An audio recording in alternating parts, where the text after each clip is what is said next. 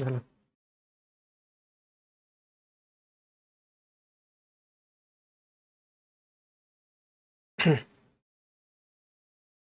Good evening all of you. सगळ्यांना good evening.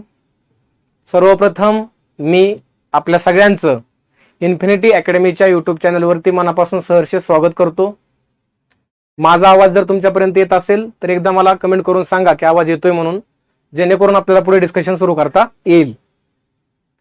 मित्रांनो, तुम्हाला माहितीच आहे की इन्फिनिटी अकॅडमीच्या युट्यूब चॅनलवरती पाठीमागच्या काही दिवसांपासून एक सिरीज सुरू झालेली आहे. ती म्हणजे की आगामी काळामध्ये EMVI, ज्याला आपण RTO म्हणूयात, याची पूर्व परीक्षा जी आहे, ह्या पूर्व परीक्षेसाठी तयारी करत असताना GSचे तुमचे वेगवेगळे सब्जेक्ट्स आहेत, ज्यामध्ये महत्त्वाचा विषय आहे आपला, जो अतिशय मुलांचा हक्काचा विषय बनतोय पुढे जाऊन, तो म्हणजे पॉलिटी. या पूर्व परीक्षेसाठी तयारी करत असताना प्रत्येक विषयाकडे बघण्याचा जो अप्रोच आहे किंवा प्रत्येक विषयाकडे बघण्याचा जो तुमचा एरिया आहे, हा कसा असला पाहिजे, तो किती असला पाहिजे आणि कशा पद्धतीने असला पाहिजे, यासाठीच तर या युट्यूब चॅनलवरती तुम्हाला वेगवेगळे विषयांचे व्हिडिओ घेऊन वेगवेगळे शिक्षक वृंद इथे येत आहेत आणि तुम्हाला सांगतायत. मित्रांनो, आजचं सेशन जे आहे, या सेशनचा उद्देश तुम्हाला समजला असेलच जेव्हा तुम्ही थंबनेल बघितलं, की फक्त कंटेंट तुम्हाला करायचं नाहीये. म्हणजे हे फक्त पॉलिटीला लागू होत नाही बघा. हे ऑल ओव्हर MPSCची कुठलीही परीक्षा असेल, मग ती कंबाईन ग्रुप B च्या असू द्या, ग्रुप C च्या असू द्या किंवा राज्यसेवेची पूर्व परीक्षा असू द्या, हे वाक्य या ठिकाणी लागू होते. ते म्हणजे की तुम्हाला फक्त कंटेंट नाही करायचा, तर तुम्हाला ते प्रॉपर परफेक्ट एका वेने जाता आलं पाहिजे. याच अनुषंगाने मग पॉलिटीमध्ये नेमका अभ्यास काय करायचा आहे राहिलेल्या दिवसांमध्ये, याचं डिस्कशन आपल्याला व्यवस्थितपणे करायचं आहे. आणि इथं थंबनेलवरती तरच लिहिलंय की हे सेशन जर बघितलं तर तुमचे मार्क पक्के आहेत. तर हे तुम्हाला मी अगोदरच सांगतो की जेव्हा हे सेशन पूर्ण होईल, त्यानंतर तुम्ही पुढचे काही दिवस या अप्रोचने किंवा या मानसिकतेने अभ्यास करा. ऑटोमॅटिक तुमचा जो कॉन्फिडन्स आहे हा वाढत जाईल. आणि जेव्हा तुमचा कॉन्फिडन्स वाढतो, तेव्हा मला असं वाटतं की तुम्ही पेपरच्या अगोदर जर मनामध्ये या विषयाबद्दल जर भीती तुमची गेली असेल, तर ऑन दी स्पॉट एक्झाम मध्ये प्रश्न कसाही असला, कितीही अवघड असला, कितीही सोपा असला, तरी त्याला तुम्ही अगदी इझिली त्या क्वेश्चनला काउंटर करता आणि खूप चांगल्या पद्धतीने तो सॉल्व्ह करता. सो आजचा उद्देश तोच आहे की आपल्याला नक्की या विषयामध्ये अभ्यास काय करायचा आहे. बऱ्याच वेळा मी याच्या अगोदर सुद्धा सिलेबस डिकोडिंग तुम्हाला सांगितलेलं आहे की नक्की त्या विषयामध्ये कोणता कोणता एरिया येतो. परंतु जे आजचं हे टायटल आहे, तर ह्या टायटलचा खूप वेगळा अर्थ होतो. आणि हा अर्थ समजून घेण्यासाठीच तुम्हाला काय करायचं आहे, हे व्यवस्थितपणे सेशन बघायचं आहे. तर यामध्ये बघा, सगळ्यात महत्वाचं म्हणजे की आपल्या विषयाबद्दलचा सगळ्यात महत्वाचं असणारा मुलांचा अप्रोच काय आहे. ओके, पॉलिटी या विषयाकडे बघण्याचा अप्रोच काय आहे. सर्वप्रथम मी तुम्हाला सांगेल, हे बघा, अभ्यास करत राहणं हे आपल्या हातामध्ये आहे. त्या प्रवासामध्ये राहणं, टिकून राहणं हे खूप महत्वाचं आहे बघा. कारण की कधी जाहिरात येईल किंवा ती वेळ कधी येईल हे आपण सांगू शकत नाही. त्याच्यामुळे तहान लागल्यानंतर विहीर खाण्यापेक्षा मला वाटतं की योग्य वेळेची वाट तुम्ही बघितली पाहिजे. ठीक आहे, योग्य वेळेची जेव्हा तुम्ही वाट बघता, त्यावेळेस तुम्हाला उद्या जरी जाहिरात आली तरी पण ती मनामध्ये एन्झायटी म्हणा किंवा तुमच्या मनामध्ये कुठली शंका म्हणा कुठलीच राहणार नाहीये. तुम्ही खूप कॉन्फिडेंटली त्या जाहिरातीला फेस करचाल. सो या अर्थानेच सांगितलं की तुम्ही सातत्यामध्ये राहा. जेव्हा तुम्ही सातत्यामध्ये राहाल, त्यावेळेस त्याचा तुम्हाला फायदा नक्की झालेला बघायला मिळेल. 60 मिनिट झाली का?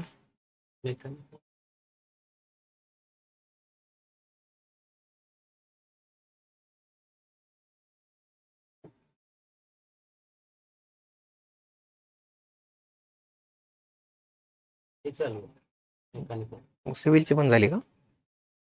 कसं काय?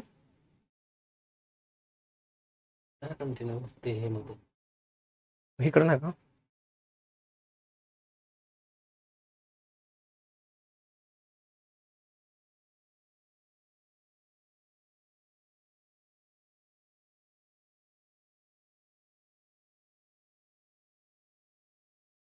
मेकॅनिकल मध्ये सिव्हिल मध्ये आपण वेगवेगळे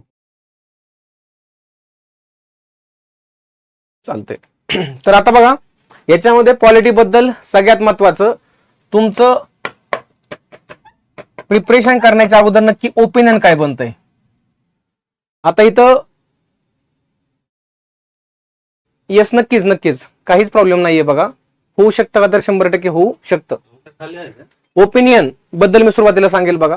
आता बघा, स्पर्धा परीक्षामध्ये जेवढी तयारी करणारी मुलं आहेत त्यांचे वेगवेगळे ओपिनियन्स असतात.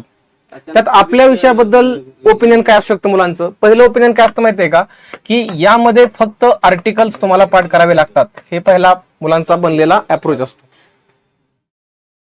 फक्त आर्टिकल पाठ करायचे आणि म्हणजे हा विषय जमला. हा एक झालं ओपिनियन. दुसरं ओपिनियन तुमचं काय असू शकतं याच्यामध्ये, की तुम्ही आर्टिकल करून तुम्हाला कन्सेप्ट वरती काम करायचं आहे. आर्टिकल करून कन्सेप्ट वरती काम करायचं आहे, हे दुसरं ओपिनियन. आणि तिसरं ओपिनियन जे असतं, ज्याला आपण डायरेक्शन लेस ओपिनियन म्हणतो, की नक्की पेपर होऊन जरी गेला तरी त्या मुलाला किंवा त्या मुलीला समजत नाही की नक्की ह्या विषयात करायचंय काय. हा, मला माहिती आहे की प्रिलियमला हा विषय मला 15 मार्काला येणार आहे. 15 प्रश्न हे जे येणार आहेत, हे 15 प्रश्न मला सोडवत असताना नक्की माझा जर ओपिनियनच नाही बनलेला, जर ओपिनियन बनला नसेल तर तुमचा काय बनणार नाही मित्रांनो, परत पुढे जाऊन तुमचा एरिया निश्चित होणार नाहीये. तर तुम्हाला सुरुवातीला या गोष्टींवरती काम करायचं आहे. आणि जेव्हा तुम्ही या एरियावरती किंवा ह्या ओपिनियनवरती काम कराल त्यावेळेस ऑटोमॅटिकली तुम्ही पेपरच्या अगोदर या विषयाबद्दलचा स्ट्रक्चर किंवा या विषयाबद्दलचा कॉन्फिडन्स तुमच्यामध्ये तयार झालेला असेल. सो माझं तुम्हाला ओपिनियन काय असेल माहितीये का, वैयक्तिक माझं मत ह्या विषयाबद्दल असं आहे, ते म्हणजे की फक्त आर्टिकल तोंडपाठ करणे म्हणजे पॉलिटी नाही, हे डोक्यात ठेवा.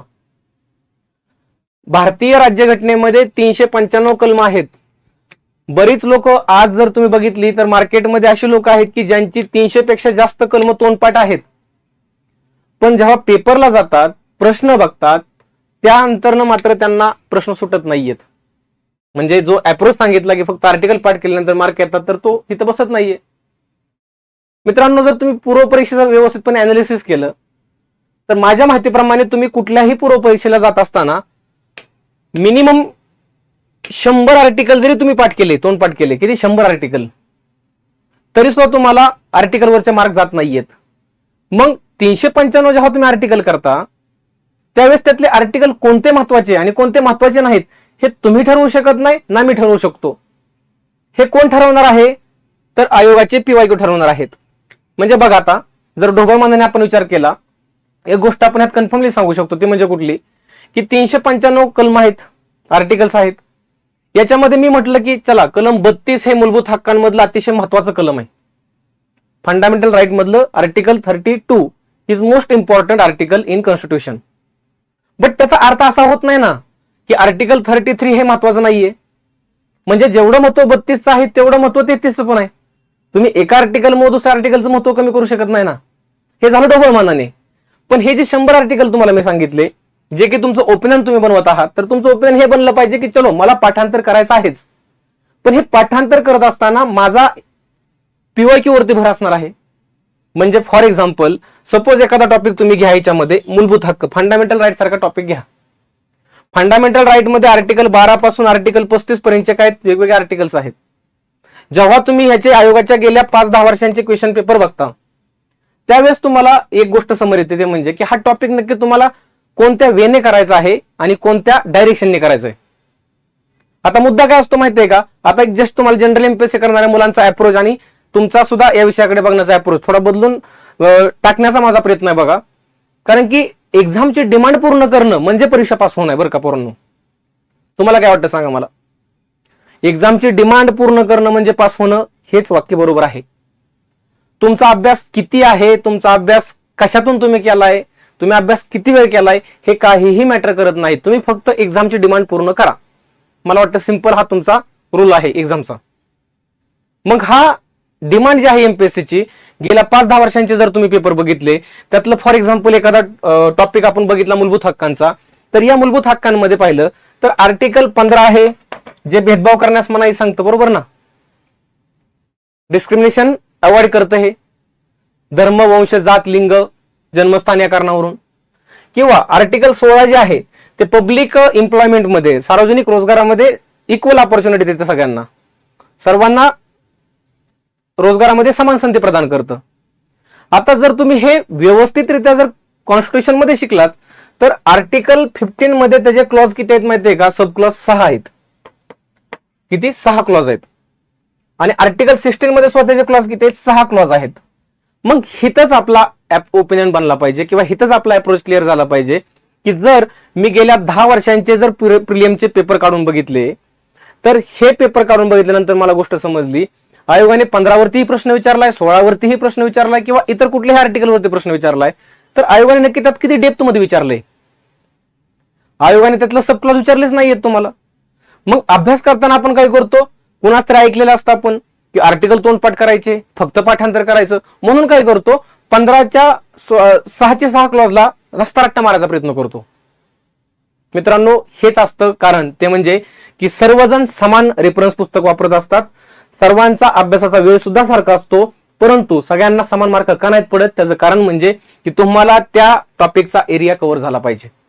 म्हणून मी तुम्हाला काय म्हणलं की तुमचं अगोदर ओपिनियन बनलं पाहिजे ज्याच्यामध्ये तुम्हाला फक्त आर्टिकल तोंडपाठ नाहीत करायचे, आर्टिकल तोंडपाठ करायचे आहेत परंतु कन्सेप्ट सुद्धा तुम्हाला क्लिअर करायचे आहेत.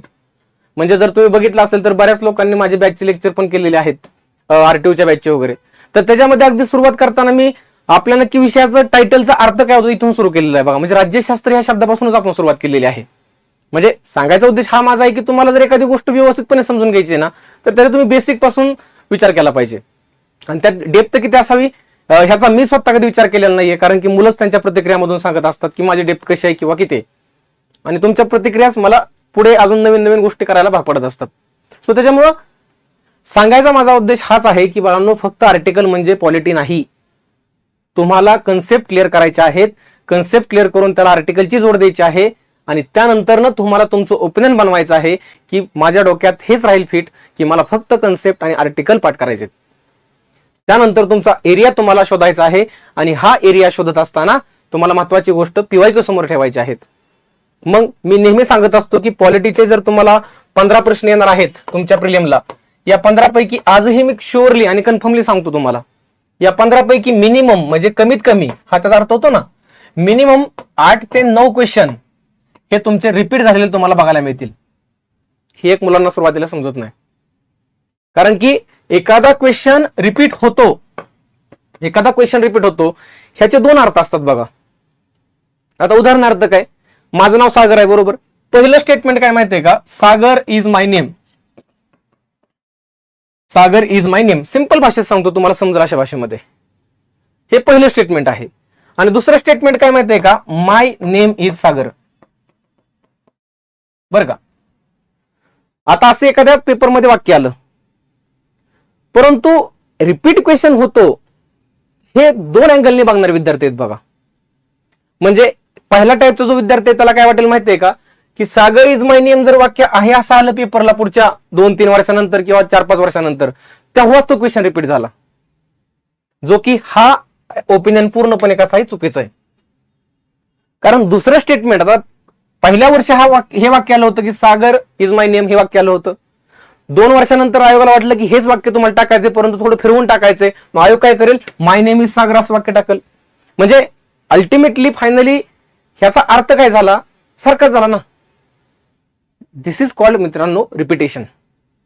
आणि मी आता जे सांगितलं तुम्हाला तर ही गोष्ट या अर्थाने बोललो तुम्हाला की तुम्हाला आजही जर तुम्ही पीवायक्यूचं अनालिसिस केलं तर तुमचे 8 ते 9 क्वेश्चन हे तुम्हाला रिपीट दिसतील मिनिमम, बरं का, कमीत कमी. जास्तीत जास्त 11-12 पण होऊ शकतात, ते डिपेंड ऑन पेपर सेटरवरती डिपेंड आहे. सो त्याच्यामुळं तुमचा जो अप्रोच आहे, जो ओपिनियन आहे, हे अभ्यास करताच्या अगोदर पूर्णपणे स्ट्रॉंगपणे बनलं पाहिजे.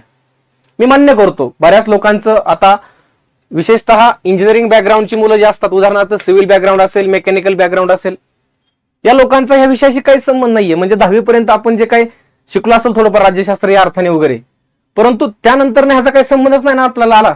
11वी-12वी सायन्सने झाली, परत डिग्री 4 वर्ष गेले, परत 2 वर्ष काय करू ह्यातच गेले, त्यात आता जाहिरात येणार आहे, मग आता आपण तयारी केली पाहिजे, आणि त्यात तुम्हाला भेटला आता परत एकदा पॉलिटी.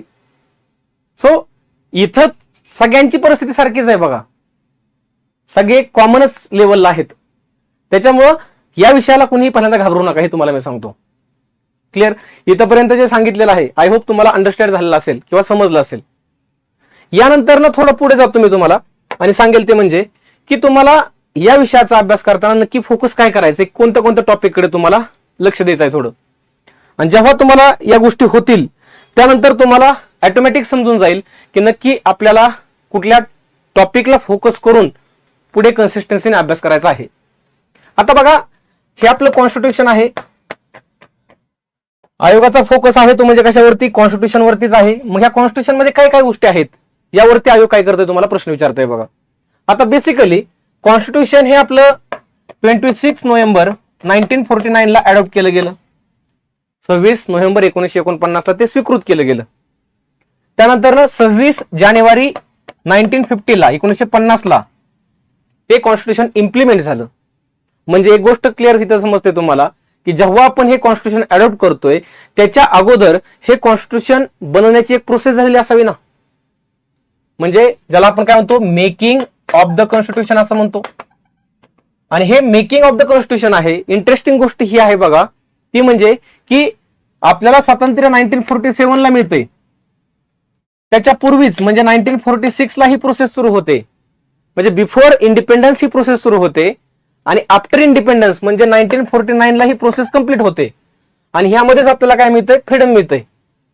म्हणजे बघा ना, या कॉन्स्टिट्यूशनचा स्टार्टिंगचा ज्यावेळेस तुम्ही अभ्यास करता किंवा तुम्ही सुरुवातीला या कॉन्स्टिट्यूशन बद्दलची माहिती घेण्याचा प्रयत्न करता त्यावेळेस तुमचा सुरुवातच कुठून होते की हे संविधान बनलं कसं? कारण की 1947 पर्यंत ब्रिटिश होते, मग ते कशी आपली प्रोसेस बनली. म्हणून मेकिंग ऑफ द कॉन्स्टिट्यूशन हा तुम्हाला सुरुवातीला एक इंटरेस्टिंग म्हणून हा टॉपिक शिकावा लागतो.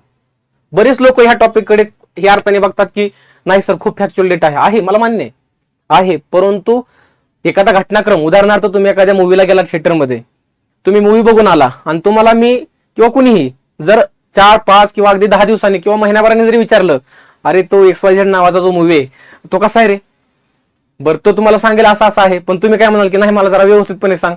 तुम्ही मिनिमम 10 मिनिटांमध्ये काय करता, स्टार्टिंग पासून एंड पर्यंत त्याचा सगळा सिक्वेन्स सांगता, कसं कसं झालं, काय झालं, कशामुळे झालं, बरोबर ना.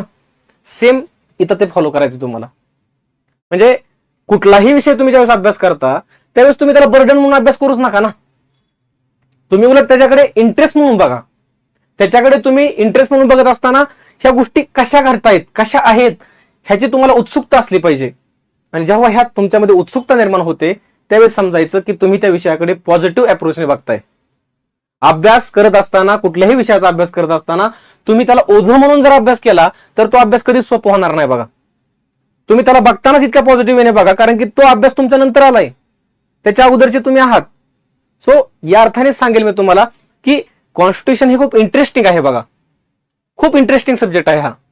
ज्याला समजला ना तो ह्याच्यामध्ये टॉपचा किंगच होतो. फक्त समजला पाहिजे. आणि हा विषय समजून घ्यायचा असेल तर तुम्हाला अभ्यास करताना प्रॅक्टिकली अभ्यास करावा लागेल. प्रॅक्टिकली अभ्यास करावा लागेल म्हणजे काय की एखादं कुठलंही याच्यामधलं आर्टिकल आहे किंवा ह्याच्यामधला कुठलाही एखादा पार्ट आहे, या पार्टला किंवा या आर्टिकलला तुम्ही तुमच्या दैनंदिन जीवनासोबत कशा पद्धतीने जोडताय हे खूप महत्वाचं आहे. कारण की जेव्हा तुम्ही प्रॅक्टिकली दैनंदिन जीवनामध्ये प्रत्येक कलमाचं इम्प्लिमेंटेशन करता त्यावेळेस तुम्ही अगदी रिव्हिजन जरी नाही दिली आणि ऑन दी स्पॉट पेपरला गेला तरी सुद्धा तुम्हाला काय होऊ शकतं माहितीये का, तो आर्टिकल, ते कलम, त्याच्यातल्या प्रोव्हिजन ह्या शार्ट होऊ शकतात. कळतंय. सो त्याच्यामुळं कॉन्स्टिट्यूशनकडे बघतानाच पॉझिटिव्ह वेने बघा. भारतीय नागरिक आपण आहोत, भारतीय सुजाण नागरिक आपण आहोत. आज एवढे एज्युकेटेड आपण लोक आहोत, तर आपण देशामध्ये आज लोकशाहीत राहतोय, डेमोक्रेसीमध्ये राहतोय. ज्या डेमोक्रेसीचं महत्वाचं फीचर हे असतं की ट्रान्सपरंट इलेक्शन्स होतात, पारदर्शक निवडणूक होतात आणि त्या निवडणुकीमध्ये आपण मतदान करतो. आणि जेव्हा तुम्ही मतदान करता त्यावेळेस मतदान करताना तुमचेच अधिकार जर तुम्हाला किंवा मला माहित नसतील तर मग आपण देशामध्ये राहून फायदाच काय. सो देशातल्या प्रत्येक नागरिकाला, जो या भारत देशाचा नागरिक आहे, त्या नागरिकाला या संविधानाबद्दल माहित असणं हा एक तुमचा डोक्यामध्ये फिट असलं पाहिजे. आपण फक्त माहित करून घेतोय, तो कशा अर्थाने करून घेतोय की सर मला मार्क आले पाहिजेत काही पण करून. ऑब्व्हियसली तुम्हाला मार्क आले पाहिजेत. मग मार्क आणायचे आहेत ना तर तुम्ही थोडा प्रॅक्टिकली स्वरूपात अभ्यास करण्याचा प्रयत्न करा. जसं की मेकिंग ऑफ द कॉन्स्टिट्यूशन. तुम्ही घटनाक्रम लक्षात ठेवा ना. ब्रिटिश भारतामध्ये येतात, कुठेतरी भारतीयांना एका टाइम नंतर ना असं वाटतं की आपलं पण स्वतःचा एक कायदा असला पाहिजे. कारण की 1773 पासून ब्रिटिशांनी रेग्युलेटिंग ऍक्टच्या माध्यमातून ते अगदी 1947 पर्यंत भारतावरती जे राज्य केलं त्याचा आधार काय होता, कायदा तर होता ना. मग उद्या जाऊन जर आपल्याला फ्रीडम मिळणार आहे तर फ्रीडमसाठी आपल्याला एक स्वतःचा कायदा असला पाहिजे ना. म्हणजे ब्रिटिश भारतामध्ये येतात, त्यानंतर भारतीयांच्या मनामध्ये याबद्दलची उत्सुकता निर्माण होते. त्यानंतर हे संविधान कोणी बनवायचं, कॉन्स्टिट्यूशन कोणी बनवायचं, यासाठी कॉन्स्टिट्यूंट असेंब्ली फॉर्मेशन होतं. त्या कॉन्स्टिट्यूंट असेंब्लीचं स्ट्रक्चर ठरवलं जातं. त्या कॉन्स्टिट्यूंट असेंब्लीसाठी इलेक्शन होतात. त्या कॉन्स्टिट्यूंट असेंब्लीचं वर्किंग सुरू होतं. आणि फायनली तुम्हाला माहिती आहे की 2 वर्ष 11 महिने आणि 18 दिवस एवढं काम केल्यानंतर, एवढे दिवस काम केल्यानंतर कॉन्स्टिट्यूशन असेंब्लीने फायनली या तारखेला आपलं कॉन्स्टिट्यूशन आपण अडॉप्ट करतोय. बघा ना, ह्याच्यामध्ये पाठांतर करावं तर लागतंय तुम्हाला, परंतु एक गोष्ट म्हणून ज्यावेळेस तुम्ही त्याच्याकडे बघता एक सिक्वेन्सने, मला असं वाटतं की तुम्ही कुठलाही अभ्यास करताना एखादा मुद्दा असेल तर तो मुद्दा डायरेक्ट लक्षात ठेवण्याचा कधीच प्रयत्न करू नका. 100% परीक्षेमध्ये तो तुम्हाला धोका देणार. अशा वेळेस तुम्ही प्रयत्न काय केला पाहिजे, त्या मुद्द्याचा बॅकग्राऊंड काय आहे तो विचार केला पाहिजे की नक्की ह्याच्या पाठीमागची पार्श्वभूमी आहे काय. आणि दुसरं म्हणजे तो मुद्द्याचा परिणाम किंवा त्या मुद्द्यानंतर झालं काय, या गोष्टी सुद्धा तुम्हाला बघता आल्या पाहिजेत. तर या गोष्टींकडे थोडं काय करा, फोकस करा, जेणेकरून तुम्हाला काय होईल माहितीये का, त्याचा फायदा झालेला बघायला मिळेल. त्यानंतर पुढे दुसरं म्हणजे की बाळांनो, या विषयाकडे बघताना तुम्ही जर पॉझिटिव्ह वेने बघताय तर तुम्हाला या विषयाला काय करावं लागेल माहितीये का, रोज जास्तीत जास्त वेळ द्यावा लागणार आहे. आणि रोजचा वेळ जर तुम्हाला इथं द्यायचा आहे तर रोजचा वेळ 2 आणि 3 तासाच्या बाद द्यायचा नाही. बघा, रोजचा तुम्ही ह्याला फक्त कंपल्सरी 1 तास वेळ द्या, फक्त 1 तास द्या न चुकता. बरं, त्या 1 तासामध्ये सुद्धा काय करायचं, तुम्हाला मोजून 15 ते 20 मिनिटं यामध्ये तुम्हाला पाठांतर करायचंय आणि बाकीचे 40 ते 45 मिनिटं वेळ असणार आहे. तर त्यामध्ये तुम्हाला कन्सेप्ट पूर्ण करायचे आहेत. म्हणजे जर तुम्ही हे डेली काम करताय, तुम्ही असं विचार करा की तुमची प्रिलिम आता जुलै महिन्यामध्ये आहे, मार्चचे 15 दिवस, एप्रिल पूर्ण महिना, मे पूर्ण महिना, जून पूर्ण महिना, ऍव्हरेज पकडून चला की तुमच्याकडे 100 दिवस आहेत आणि 100 दिवसांमध्ये तुम्ही प्रत्येक 1 तास या पॉलिटीसाठी देताय. त्या 1 तासामध्ये 15 ते 20 मिनिटं पाठांतरासाठी देताय, 40 ते 45 मिनिटं तुम्ही त्यातल्या कन्सेप्टसाठी देताय. ऑटोमॅटिकली तुम्हाला 15 पैकी मिनिमम सांगितल्याप्रमाणे तुम्हाला 14 मार्क कुठंच गेले नाहीत. 14 मार्क तुमचे आलेच पाहिजे, तर कुणीच अडवू शकत नाही. फक्त आपण काय करतो माहितीये का, जसं की आपण जर सकाळी सपोज जेवलो नसेल, संध्याकाळी पण नाही जेवलो, दुसऱ्या दिवशी खूप आपल्याला भूक लागते, मग आपण जे काय असेल ते ताटात पटपट खाऊन घेतो पोट भरेपर्यंत, अगदी पोटाच्या कॅपॅसिटीपेक्षा जास्त खाऊन घेतो. तसं करायचा प्रयत्न करतो आपण. जाहिरात आली या विषयाकडे थोडं दुर्लक्ष होतं सुरुवातीला आणि पेपर जवळ आला की मग किती खाऊन किती नाही असं होतं ना असं. सो ते नाही झालं पाहिजे. पॉलिटी हा कन्सिस्टंटली अभ्यास करण्याचा सब्जेक्ट आहे मित्रांनो. आणि हा अभ्यास करत असताना सुरुवातीलाच सांगितलं तो म्हणजे काय की तुम्हाला पीवायक्यूचं अनालिसिस करावं लागेल. आणि हे पीवायक्यूचं अनालिसिस मला प्रश्न कोणतरी विचारला कमेंट करून की सर पीवायक्यू कुठून करायचं, स्पेसिफिक बुक आहे का. हे बघा, सिंपल तुम्हाला मी सांगतो, तुमचा जो पेपर आहे हा ग्रुप सीचा पेपर आहे. मला असं वाटतं 2015 पासून जावा, काय प्रॉब्लेम नाही, 10 वर्ष पाठीमागे जावा. 2015 पासून जेवढे काही आयोगाचे ग्रुप सीचे पेपर झालेले आहेत, तर या ग्रुप सीच्या पेपरच्या तुम्ही ओरिजिनल आयोगाच्या पेपरच्या प्रिंट काढा, त्या पेपरला व्यवस्थितपणे एका फाईलमध्ये बाइंडिंग करून ठेवा आणि तीच डेप्थ आणि तीच लँग्वेज आणि तोच एरिया तुम्हाला कव्हर करायचा आहे. बरेच मुलं काय करतात माहितीये का की पीवायक्यू सोडवत असताना, आता मी बऱ्याच वेळा सांगतो मुलांना की तुम्ही कुठल्याही मार्केटमध्ये जावा, 21,000 प्रश्नसंचाचा असेल, 22,000 प्रश्नसंचाचा असेल, पुस्तक घ्या. पुस्तक घेतल्यानंतर तुम्हाला समजेल त्याच्यामध्ये काय नक्की कसे कसे क्वेश्चन विचारलेले आहेत, कारण त्याच्यामध्ये कोणाचंच काय अमेंडमेंट नाहीये. जसा आयोगाचा प्रश्न आहे त्यांनी फक्त ते एकत्र करून दिलेला आहे टॉपिक वाईज. जेव्हा मग तुम्ही कंबाईन ग्रुप सीचा पेपर द्यायला जाता त्यावेळेस तुम्ही काय करता माहितीये का, राज्यसेवा मेन्सचा प्रश्न सोडवता आणि तो राज्यसेवा मेन्सचा प्रश्न तुम्हाला सुटत नाही. मग तुमचा तिथं काय होतं माहितीये, कॉन्फिडन्स लो होतो. तुम्हाला असं वाटतं की मला काय जमतच नाही काय. तसं नाही बाळांनो, मला हे सांगा की तुम्हाला पेपर द्यायचा आहे प्रिलियमचा, तुम्हाला पेपर द्यायचा आहे ग्रुप सीच्या प्रिलियमचा, त्यात तुम्ही राज्यसेवा मेन्सचा क्वेश्चन जर चुकला तर ह्याचा अर्थ असा होत नाही की तुमचा अभ्यास नाही झाला. तुमचा अभ्यास झालेला आहे, फक्त तिथं कॉन्फिडन्स तुमचा कमी होऊ देऊ नका. तेवढंच फक्त काय करा, एक काळजी घ्या. म्हणजे एक संविधान कसं बनलं या सर्व गोष्टी तुम्हाला इंटरेस्टिंगली ह्यामध्ये माहिती करून घ्यायची आहेत. दुसरं म्हणजे आपल्या कॉन्स्टिट्यूशन मध्ये काय काय आहे हे तर बऱ्यापैकी सर्वांना माहितीच आहे. कॉन्स्टिट्यूशन मध्ये आपल्या कॉन्स्टिट्यूशन मध्ये वेगवेगळे आर्टिकल्स आहेत, वेगवेगळे पार्ट्स आहेत, त्यानंतर वेगवेगळे शेड्यूल्स आहेत. तसंच एक आपल्या कॉन्स्टिट्यूशन मध्ये काय माहितीये का, प्रिएम्बल सुद्धा आहे. त्याला तुम्ही प्रस्तावना म्हणता किंवा मराठीमध्ये अगदी त्याला 6-7 नाव आहेत. ह्या सर्व तुम्ही गोष्टी आपल्या कॉन्स्टिट्यूशन मध्ये बघता. आणि जेव्हा तुम्ही याचा डिटेलमध्ये अभ्यास करता त्यावेळेस 2 अँगलने अभ्यास करता.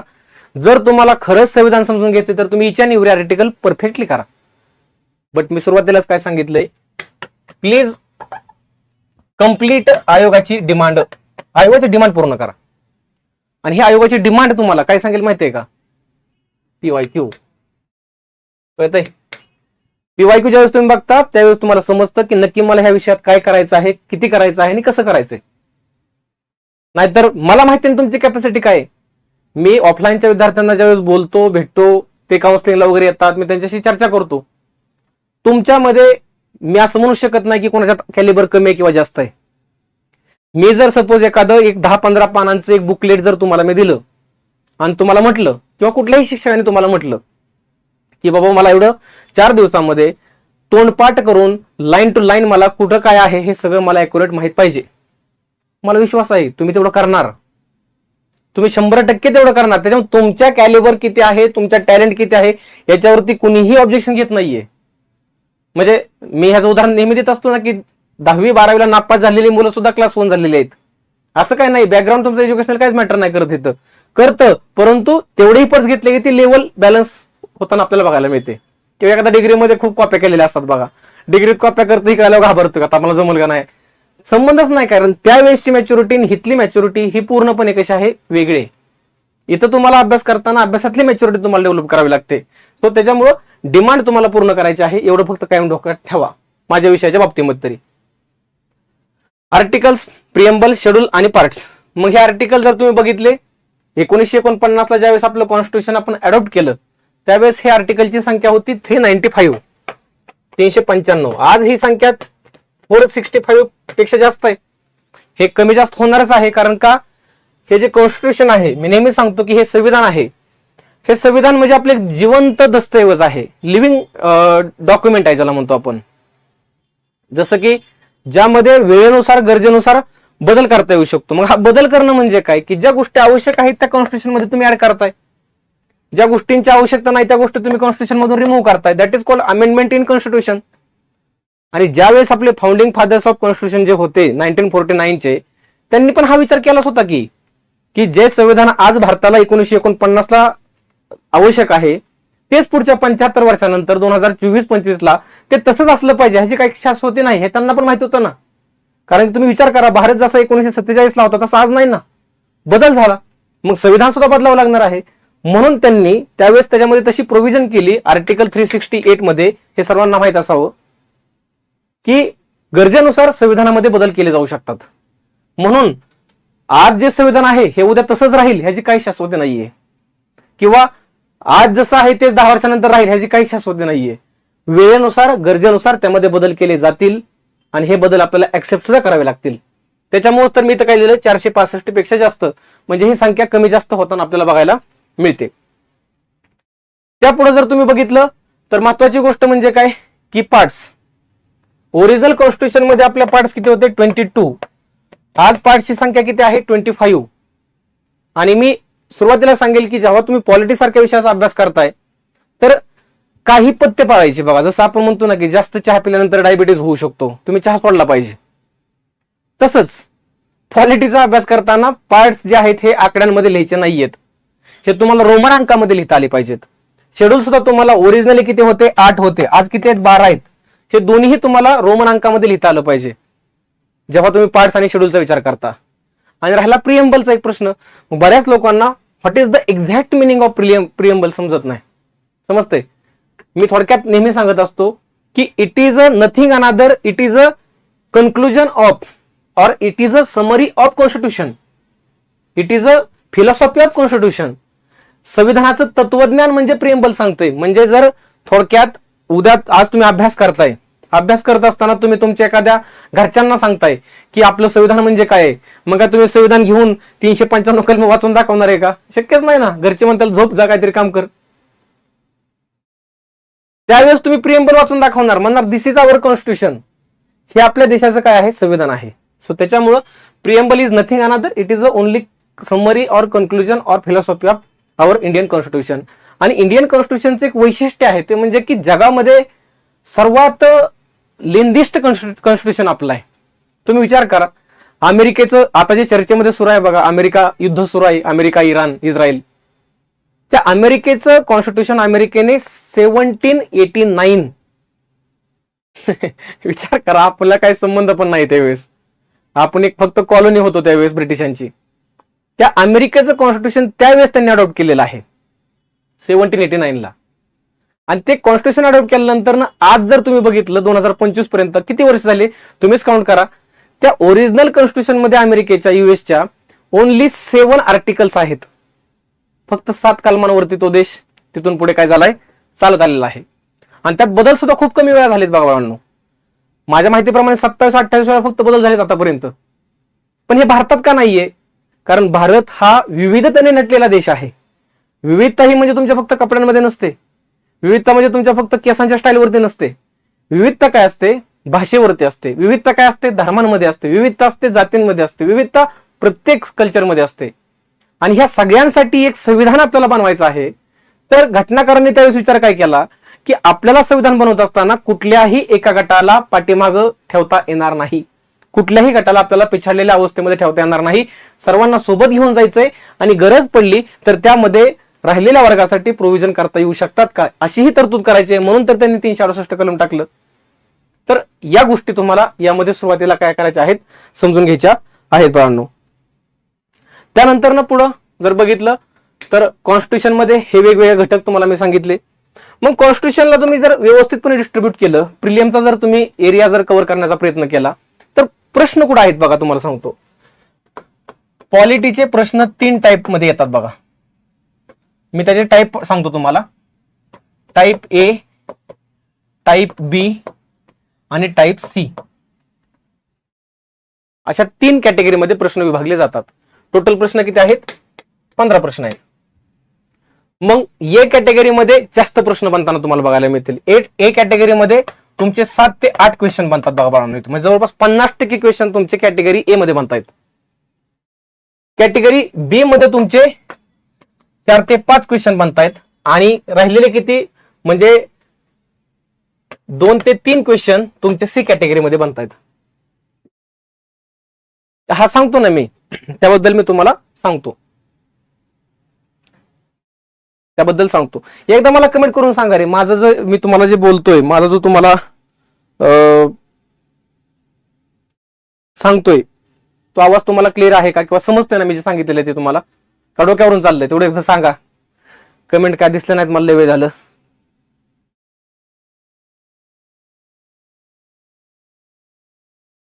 चला एकदा तेवढं कष्ट घ्या.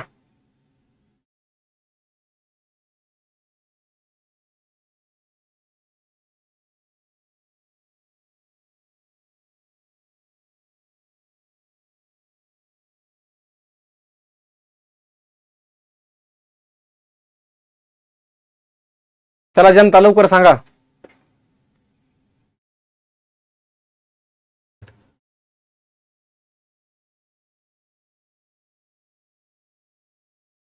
ओके.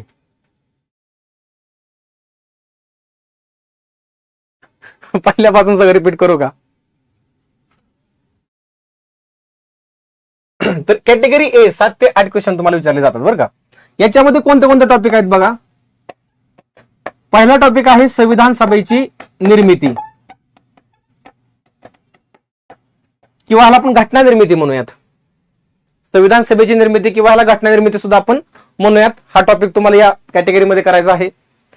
दुसरा टॉपिक म्हणजे आपल्या कॉन्स्टिट्यूशनची वैशिष्ट्ये, भारतीय राज्यघटनेची वैशिष्ट्ये पण काय आपल्याला माहित असणं गरजेचं आहे ना. तर या गोष्टी तुम्हाला यामध्ये बघायच्या आहेत. मग जसं की वैशिष्ट्यामध्ये बघा, मला असं बेसिकली काय वाटतं माहितीये का की भारतीय राज्यघटनेचं प्रत्येक कलम हे भारतीय राज्यघटनेचं वैशिष्ट्य आहे. भारतीय राज्यघटनेचा प्रत्येक भाग, प्रत्येक अनुसूची हे भारतीय राज्यघटनेचं वैशिष्ट्य आहे. त्याला तुम्ही म्हणू शकत नाही की ते वैशिष्ट्य आहे किंवा नाही. प्रत्येक वैशिष्ट्य हे आहेच, पण त्यातली त्यात पेपरमध्ये काय महत्वाचे आहेत ते वैशिष्ट्य तुम्हाला इथे फोकस करायचे आहेत बघा. दुसरं म्हणजे इथं तुम्हाला प्रस्तावना, जो मगाशी मी टॉपिक सांगितला प्रिएम्बल, हा प्रिएम्बल टॉपिक आहे, तुम्हाला व्यवस्थितपणे करायचा आहे. आणि त्यानंतर तुमचे सुरुवातात आर्टिकल्स, त्यानंतर सुरुवातात तुमचे आर्टिकल्स. आणि जेव्हा तुम्ही हे आर्टिकल सुरू करता त्यावेळेस कॅटेगरी ए मध्ये आर्टिकल 1 पासून ते आर्टिकल 51A पर्यंतचा भाग तुम्हाला कव्हर करावा लागतो. Article 1 to article 51A. मग ह्यामध्ये आहे तर नेमकं काय काय, तर बघा याच्यामध्ये पार्ट पहिला आहे, पार्ट दुसरा आहे, part third, fourth and fourth 1 किंवा 4A असं म्हणूयात आपण त्याला. हे सगळे पार्ट आहेत. मग पार्ट ए मध्ये युनियन अँड इट्स टेरिटरी आहे, संघराज्य व त्याचे राज्यक्षेत्र, ज्यामध्ये कलम 1 पासून 4 पर्यंतच्या प्रोव्हिजन येतात. पार्ट सेकंड मध्ये सिटिझनशिप आहे, नागरिकत्वाबद्दलच्या प्रोव्हिजन. आर्टिकल 5 पासून आर्टिकल 11 पर्यंतच्या प्रोव्हिजन त्यामध्ये येत आहेत. 3 पार्ट मध्ये फंडामेंटल राईट्स येत आहेत, आर्टिकल 12 पासून 35 पर्यंत. पार्ट 4 जो आहे तो डीपीएसपीचा आहे, ज्याला आपण राज्य धोरणाची मार्गदर्शक तत्वे म्हणतो, directive principles of state policy म्हणतो, जिथे आर्टिकल 36 पासून 51 पर्यंतच्या प्रोव्हिजन आहेत. आणि नंतर जो ऍड झालाय तो 4A, ज्याला आपण फंडामेंटल ड्युटीज म्हणूयात, जिथं फक्त एकच आर्टिकल आहे 51A, ज्यामध्ये 11 ड्युटीजचा उल्लेख केलेला आहे. मग हे टॉपिक जर तुम्ही अभ्यास करायला बसला तर मला असं वाटतं की एका दिवसात तुमचं एक टॉपिक पण व्हायचा नाही.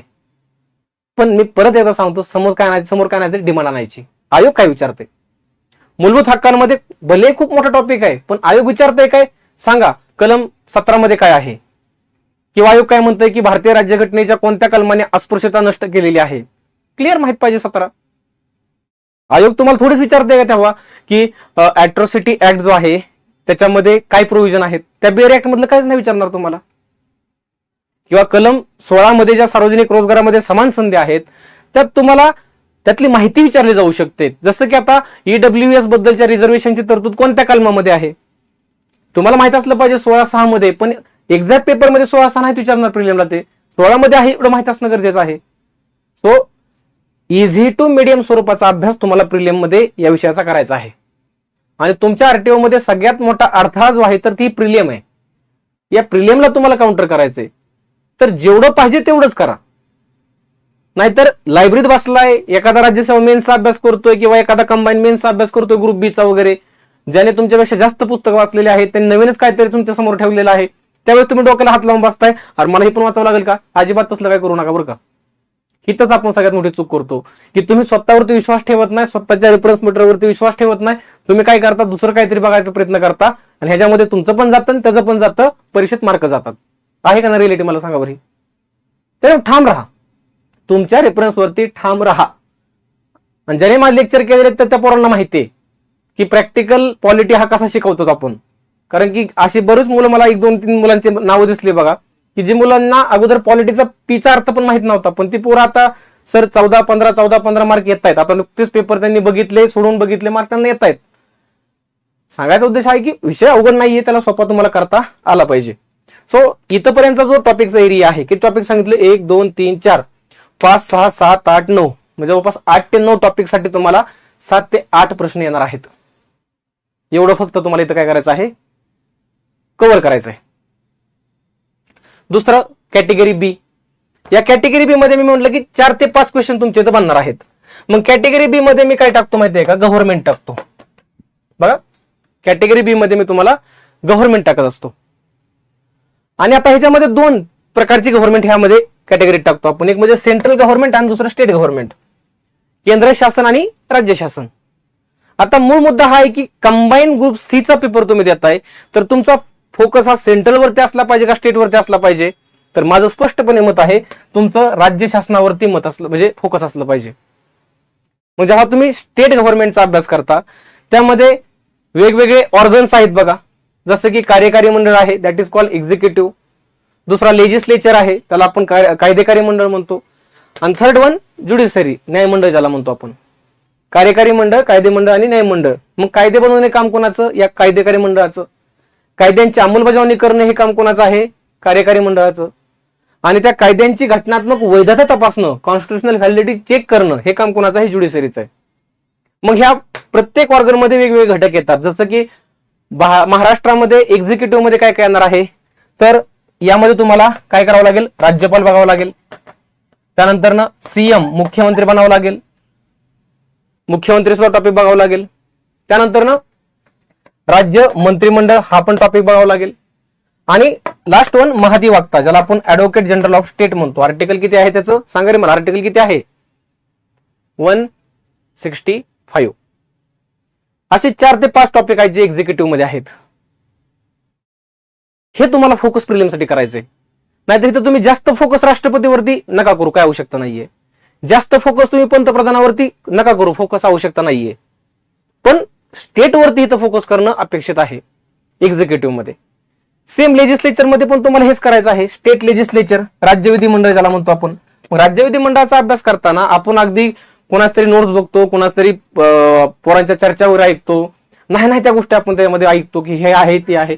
प्रश्न कुठं विचारलाय? सिंपल तुला विधानसभेवरती, विधान परिषदवरती, त्या राज्य विधिमंडळाचं स्ट्रक्चर काय आहे त्यावरती तुला प्रश्न आलाय, तर तू त्यातले ते मोशन वगैरे ह्या गोष्टी करायची काय गरज आहे मला सांगा? तुम्ही बघा, अनालिसिस करून बघा. मी असं ढोहळमानाने बोलत नाहीये. आपण काय करतो माहितीये का, की जेवढं जमतंय ना त्या पाठीमागं न पडता जे जमत नाही त्याच्या पाठीमागं पडतो. आणि ते पळलं पाहिजे, परंतु जे कन्फर्म येणार आहे पेपरला त्या पाठीमागच पळा ना. एवढ्या गोष्टी फक्त इथं काय करा, लक्षात ठेवा. बेसिक इन्फॉर्मेशन तुम्हाला ह्या स्टेट लेजिस्लेचरच्या टॉपिकवर त्या करायची आहे. पार्लमेंट पेक्षा जास्त इथं तुम्हाला फोकस करायचा आहे तो टॉपिक म्हणजे कुठला? State legislature. आणि ज्युडिशरीमध्ये पण तुम्हाला स्टेट लेव्हलला फोकस काय करायचं आहे? तुमचं हायकोर्ट फोकस करायचं आहे. तुमचं उच्च न्यायालय तुम्हाला इथं फोकस करायचं आहे. म्हणजे या गव्हर्नमेंटच्या टॉपिकवरती तुम्हाला 4 ते 5 प्रश्न बनणार आहेत बरं का. मग ह्याच्यामधला जो कॅटेगरी ए मधला जो मुद्दा होता का, हा तुम्हाला सरळ तोंडपाठ करून लक्षात राहू शकतो. हा मुद्दा आहे असा, पण समजून घेताना तुम्हाला कन्सेप्ट क्लिअर करावे लागतील. दुसरा हा मुद्दा आहे गव्हर्नमेंटचा कॅटेगरी बी मधला, तो कम्पॅरेटिव्हली स्टडी तुम्हाला करायचा आहे. आणि कम्पॅरेटिव्हली अभ्यास करत असताना ज्या ठिकाणी एक्सेप्शन्स आहेत, अपवाद आहेत, त्या ठिकाणी फक्त तुम्हाला हायलाइट करायचं आहे. मग हे तुम्हाला शिकवत असताना मी अपवाद सांगितलेले आहेतच की. जसं की जो महाधिवक्ता सांगितला तुम्हाला मी, जो घटक राज्याचा सर्वोच्च कायदा प्राधिकारी असतो, त्याची नेमणूक कोण करतं? राज्यपाल करतं. त्याला वेतन आणि भत्ते कोण ठरवतं? बऱ्याच लोकांना असं वाटतं की राज्य विधिमंडळ ठरवतं, परंतु नाहीये. ते कोण ठरवतं? राज्यपालच ठरवतं. मग जो अपवाद आहे ना, तो अपवाद तुम्हाला इथं काय करता आला पाहिजे? शोधता आला पाहिजे. यामध्ये जवळपास 7 ते 8 आणि 4 12 म्हणजे 12 ते 13 मार्कांचा एरिया तुमचा इथं कव्हर झाला. मग राहिलेल्या 3 प्रश्नांसाठी तुम्हाला कॅटेगरी सी मध्ये अभ्यास करावा लागतो. मग कॅटेगरी सी मध्ये बेसिक लेवलला लोकल गव्हर्नमेंट करावं लागतं. तुम्ही आता ज्या प्रिलियमला बघा, 2025 ची प्रिलियम झाली, अगदी बेसिक लेवलचे क्वेश्चन त्यांनी विचारले होते. जसं की एका बाजूला त्यांनी आर्टिकलचे नंबर दिले होते, दुसऱ्या बाजूला त्यातल्या प्रोव्हिजन थोडक्यात विचारल्या होत्या. म्हणजे तुम्हाला इथं पंचायत राज हा घटक करायचा आहे, परंतु तो not advance level, only basic लेवलच करायचा आहे.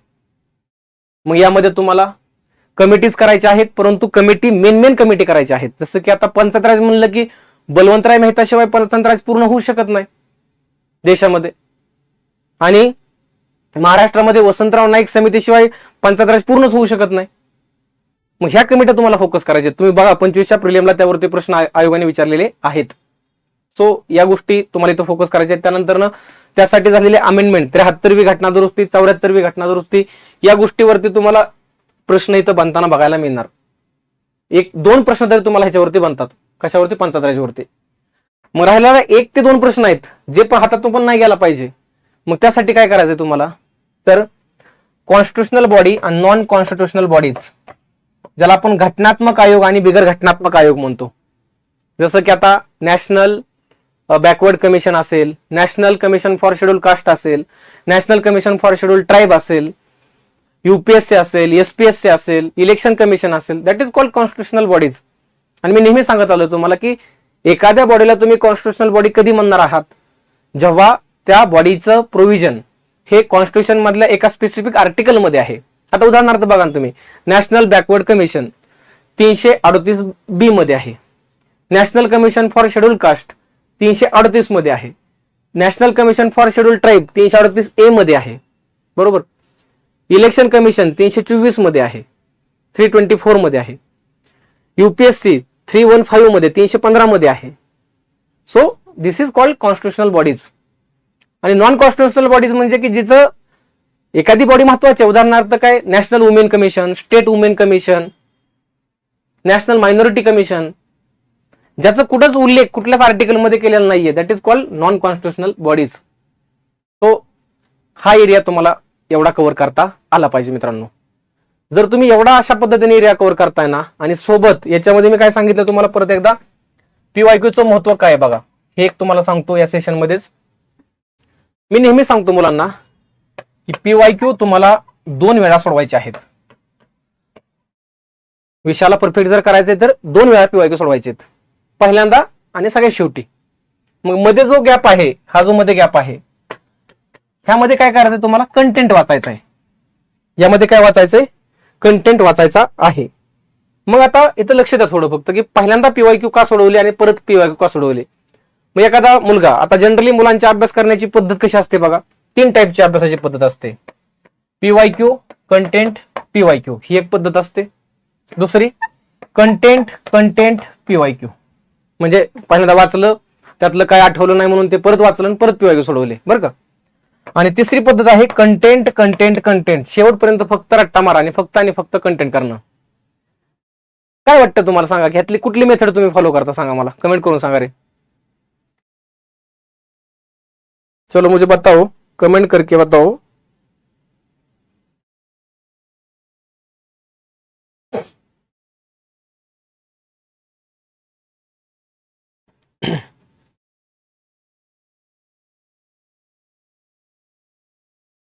कोणत्या टाईपची पद्धत तुम्ही इथं वापरता, 1 2 3.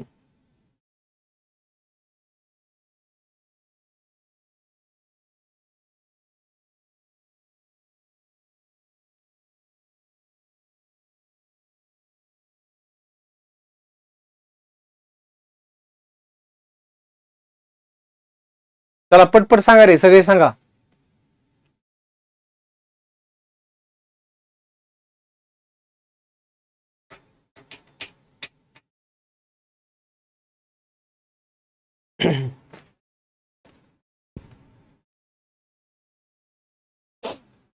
आता बघा, काही लोक सांगतात, काही लोक सांगत नाहीयेत.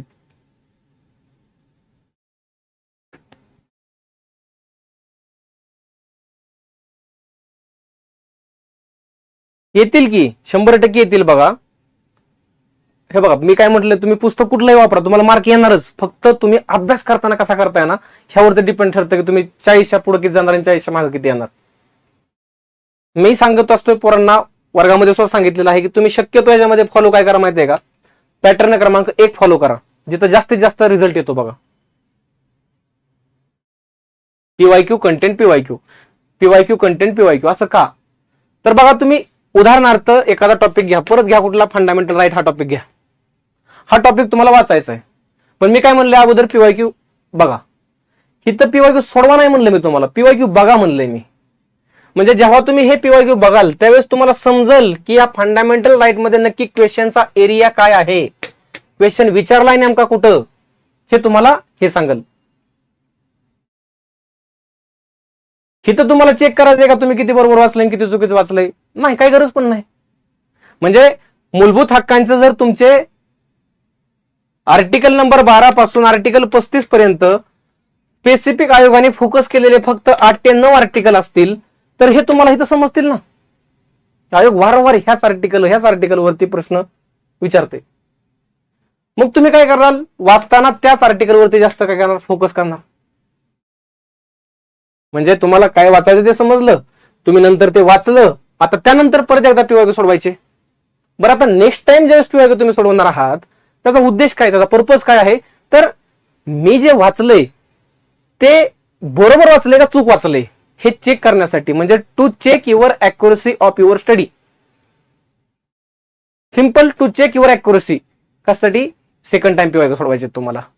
मग इथं सपोज जर तुम्ही फंडामेंटल राईट वरचे 50 प्रश्न सोडवले पीवायक्यू मधून, 50 क्वेश्चन सोडवले बरं का, या 50 मधले तुमचे 40 क्वेश्चन राईट आले आणि 10 क्वेश्चन तुमचे रॉंग झाले. यातून काय शिकायचं आहे आपण, यातून हे शिकायचं आहे की जे 10 मार्क माझे 10 प्रश्न चुकले ते माझे पेपरच्या अगोदर प्रॅक्टिस करताना चुकतायत. उद्या पेपरला जर याच टाईपचा क्वेश्चन आला तर तो 100% चुकणार आहे. मग त्याला काहीतरी हायलाइट करून ठेवा की हे आज धोका दिलाय, पुढे जाऊन पण धोका देऊ शकतंय. मग अशा वेळेस तुम्ही ह्या 10 प्रश्नांचं जे टिकमार्क केलेलं आहे किंवा यामध्ये तुम्ही त्याला हायलाइट केलेला आहे तो कंटेंट परत एकदा वाचा. का? कारण ते चुकलंय तुमचं. जेव्हा आपण एखादा टॉपिक वाचतो, त्या टॉपिक मधल्या चुकलेल्या गोष्टी परत परत आपण वाचतो ना, त्यावेळेस आपली अॅक्युरसी, परफेक्शन वाढतं बाळांनो. ओके, मी केशव सांगितलं सुरुवातीलाच की घटना दुरुस्ती ऑब्व्हियसली तुम्हाला करायचीच आहे 368, कारण घटनेत जे बदल झालेत आतापर्यंत ते बदल म्हणजेच काय आहेत? घटना दुरुस्ती. तेवढं फक्त तुम्हाला करायचं आहे. सो अभ्यास करताना ही जी स्ट्रॅटेजी आहे ना, ही मला वाटतं जीएसच्या प्रत्येक सब्जेक्टला लागू करता येते. मग ह्याने काय होतं माहिती, ह्या स्ट्रॅटेजीमुळं तुमचे इफर्ट्स मिनिमम जातात. म्हणजे तुमचं तिथं काम खूप कमी वाचतं, पण तिथं क्वालिटी वर्क जे आहे ना ते जास्त होतं. आणि जेव्हा क्वालिटी वर्क होतं त्यावेळेस तुमचं त्याचं कन्व्हर्जन कशामध्ये होतं? रिझल्टमध्ये होतं. आणि आपल्याला अपेक्षित तेच आहे की आगामी काळामध्ये, सध्या पेपर अजून झालेला पण नाहीये, त्याच्यामुळे कट ऑफ किती लागेल, काय लागेल, तसल्या फालतू चर्चांमध्ये न अडकता जास्तीत जास्त मार्क घेऊन, अगदी एवढे मार्क घेऊन की दुसऱ्या दिवसापासून मला मेन्सचा अभ्यास करायचा आहे, या इंटेन्शनने अभ्यास करून तुम्हाला हा विषय कव्हर करायचा आहे. क्लिअर? सो मी आतापर्यंत ज्या गोष्टी सांगितल्या, आय होप तुम्हाला सगळ्या त्या गोष्टी क्लिअर झाल्या असतीलच. परंतु जर गोष्टी क्लिअर नसतील झाल्या तर तुम्ही कमेंट, जे सेशन आहे हे ऑनच असेल, जेव्हा सेशन पूर्ण एंड होईल त्यानंतर नक्की या सेशन बद्दल तुम्हाला काय वाटलं याचा फीडबॅक किंवा तुमची प्रतिक्रिया अपेक्षित आहे मला तुमच्याकडून. तेवढे तुम्ही 2-3 सेकंद वेळ काढून किंवा 10 सेकंद वेळ काढून माझ्यापर्यंत तो फीडबॅक पोहोचवू शकता. ओके, सगळ्या प्रतिक्रियांचं मी स्वागत करतो. हे तुम्हाला दिसतील बघा, याच्यामध्ये बरेच मित्र आहेत बघा आपले, किंवा बरेच विद्यार्थी मित्र म्हणून आहेत आपण त्यांना, ज्यांचं सिलेक्शन वगैरे झालेलं होतं बघा. हे सगळं मेन्सचं तुम्हाला माहितीच आहे, किंवा प्रीचं सुद्धा ह्याच्यामध्ये आहे बघा.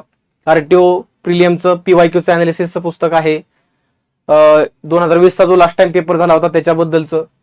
त्यानंतर ना मेन्स बद्दलचं तुम्हाला इथं गाईड आहे. त्यानंतर ना 2026च्या साठी वेगवेगळे सब्जेक्ट इन्क्लूड असलेलं एक यशाची गुरुकिल्ली नावाचं पुस्तक आहे, किंवा मेन्स साठीचं तुम्हाला 3 पुस्तकांचा एक सेट सुद्धा आहे, हे तुम्हाला पाठीमागच्या सेशन मध्ये पण सांगितलेलं आहे. तसंच मेन्स साठी तुम्हाला फॉर्म्युला शीट जे आहेत A2 साईज मध्ये, त्या सुद्धा इथं अकॅडमीने उपलब्ध करून दिलेल्या आहेत बघा. सो त्याच्यामुळं तुम्हाला माहिती आहे की 2020ला जाहिरात आली होती आरटीओची, त्या जाहिरातीमधली जी मुलं आहेत त्यांनाही मी शिकवलेलं आहे, त्याही बॅचला मी शिकवलंय. ऍक्च्युअली मी सुरुवात होती माझी, म्हणजे सुरुवात म्हणजे समजून घ्या की तुम्हाला, म्हणजे मला आज कुणाला वाटत पण नव्हतं की मी शिकवतोय वगैरे म्हणून असं. सो त्या बॅचला पण शिकवलेलं, पण त्यातले बरेच मुलं झाले. महाराष्ट्रामध्ये खूप चांगल्या पद्धतीने अकॅडमीने रिझल्ट दिलेला आहे याच्यापूर्वी सुद्धा. सो फाउंडेशन बॅच साठी तुम्ही दिलेल्या नंबरवरती काय करू शकता? कॉन्टॅक्ट करू शकता. चालतंय, चला आजचं सेशन कसं वाटलं सांगा एकदा पोरांनो.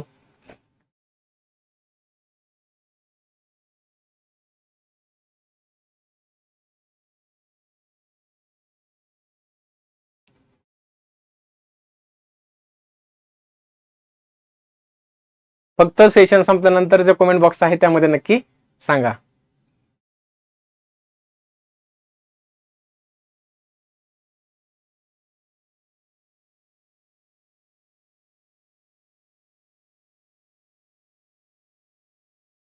आजचं सेशन थोडं थोडं वेगळं वाटलं असेल तुम्हाला, ज्याच्यामध्ये फोकस तर आपला होताच, काय पद्धत काय काय करायचं तुम्हाला, पण ते नियोजन करताना कसं करायचंय ना, यावरती आपण भर दिला आजच्या सेशन मध्ये. सो मला वाटतं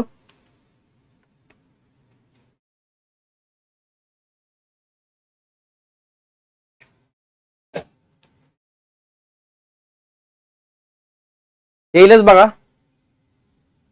मार्चच्या शेवटच्या आठवड्यामध्ये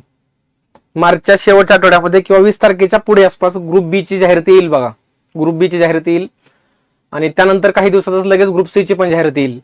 पण आयोगाने तुम्हाला ऑलरेडी प्रिलियमचा पेपर कधी असेल हे ऑलरेडी सांगितलंय, त्यात शक्यतो काय बदल होणार नाही. सो त्या हिशोबाने तुम्ही नियोजन केलं पाहिजे. चालतंय, चला सेशन समजलं असेल तर एकदा मला थंब द्या, एकदा तुमचा अंगठा द्या, एकदा लाईक करा. तुमच्या मित्रांपर्यंत ज्यांनी हे सेशन अटेंड नाही केलेलं त्यांच्यापर्यंत ह्या सेशनची लिंक शेअर करा.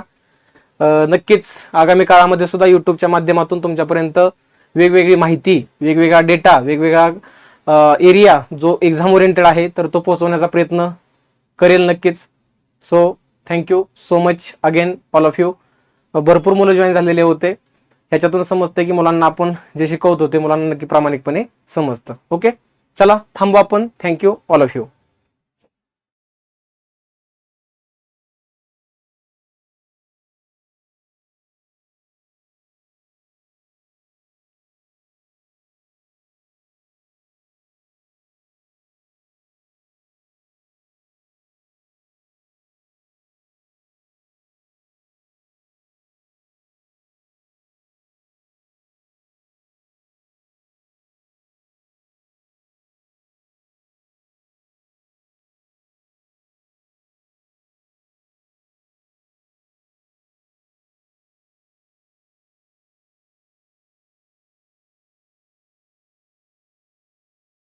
लाईव्ह अच्छे थे सर.